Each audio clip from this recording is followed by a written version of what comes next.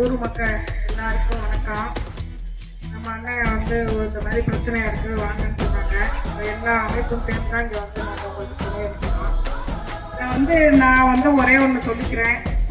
இந்த முன்னாள் அமைச்சர் ஏவி வெங்கடாசலம் எம்எல்ஏ பொண்ணு தான் நான் அப்பா சொன்ன மாதிரி.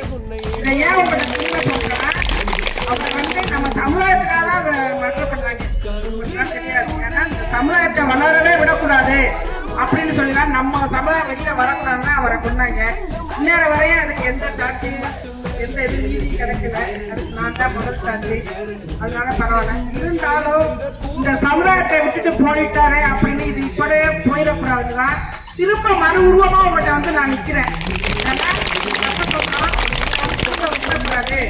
அவரை வந்து பண்ணாலும் நம்ம அவரை விட்டு போட பண்ணிடலாம்.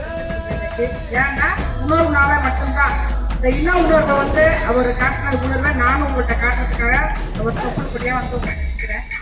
நான் வந்து என்ன இப்போ கூட ஒரு பிரச்சனைங்க நடந்துச்சு. அதுலேயும் நான் கலந்துக்கிட்டேன். அங்கே உள்ள ஊர் மக்கள்லாம் போய் பார்த்தேன். ஏன்னா உங்க எல்லாருக்கும் ஒன்னே ஒன்று சொல்றேன். எங்க அப்பா சொன்னதான் சொல்றேன். யாரா இருந்தாலும் அடிச்சு கட்டி கூட கொண்டுட்டு வாங்க.